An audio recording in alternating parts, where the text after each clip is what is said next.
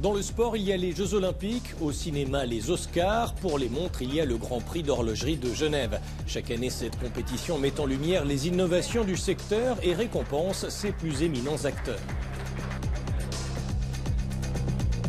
Les montres et horloges en lice sont exposées dans la ville suisse depuis mardi, en amont de la très attendue cérémonie de remise des prix. Le palmarès de cette 22e édition sera annoncé le 10 novembre au Théâtre du Léman, ici à Genève.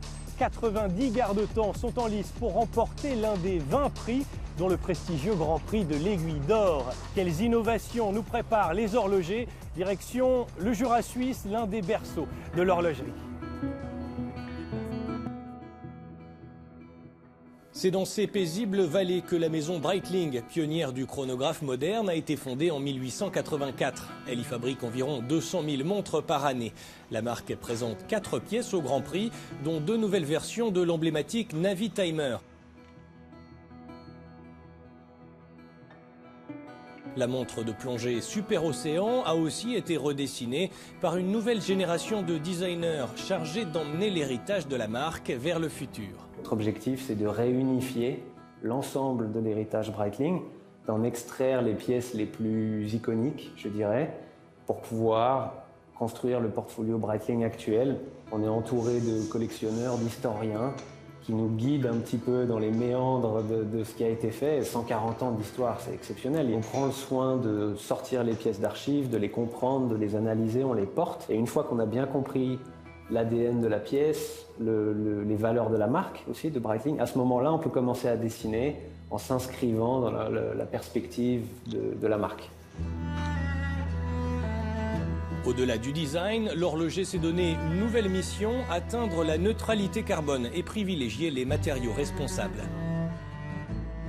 Nous faisons reposer nos activités sur 5 piliers, le produit, la planète, les personnes, le progrès et la prospérité. Ils illustrent les résultats de notre travail pour impliquer nos fournisseurs tout au long de la chaîne de valeur, pour nous attaquer réellement à nos impacts environnementaux en tant qu'entreprise et pour inciter nos équipes à agir en matière de durabilité. Un peu plus loin, à La Chaux-de-Fonds, mecque de l'horlogerie, une autre marque iconique, TAG Heuer, fondée en 1860, compte aussi 4 pièces sélectionnées cette année.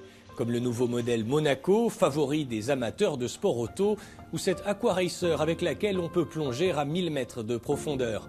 Des bijoux de précision technologique qui s'inscrivent dans l'ADN de l'entreprise. TAG Heuer, TAG, en fait, signifie technique d'avant-garde. Donc en fait, l'avant-garde est partout. On respire l'avant-garde, dans tous les services, vous allez sentir cet esprit d'avant-garde. Et là où elle se traduit encore plus fortement, vous savez, on a même un département qui est dédié, qu'on appelle Institut, qui est dédié pour l'innovation. Donc on imagine, on crée, on écrit en fait l'innovation et toutes les étapes à venir pour la maison.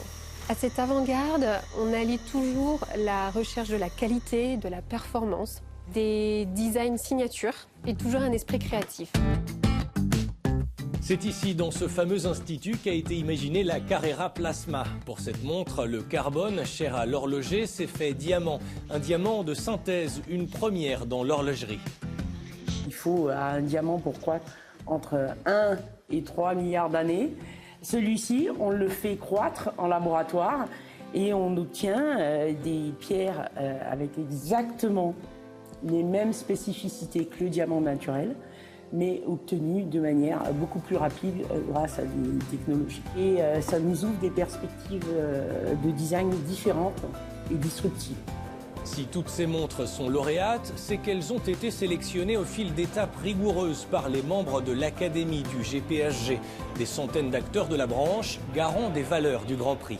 2022, c'est aussi la consécration du système de l'Académie avec 650 académiciens qui participent à l'entier processus de sélection. On l'a créé en 2020, aujourd'hui on a 650 membres, je vise 1000 en 2025. Ce qui nous a aussi permis de définir les principes institutionnels du Grand Prix, à savoir la neutralité et l'impartialité du mode de sélection, l'universalité, ouverture à toutes les montres du monde, non seulement les Suisses, et enfin la solidarité, l'encouragement à toutes les marques, même celles qui n'ont pas besoin, qui pensent qu'ils n'en ont pas besoin, à participer au Grand Prix. Le verdict est entre les mains des 30 membres du jury issus de cette académie. Il sera connu le 10 novembre à Genève.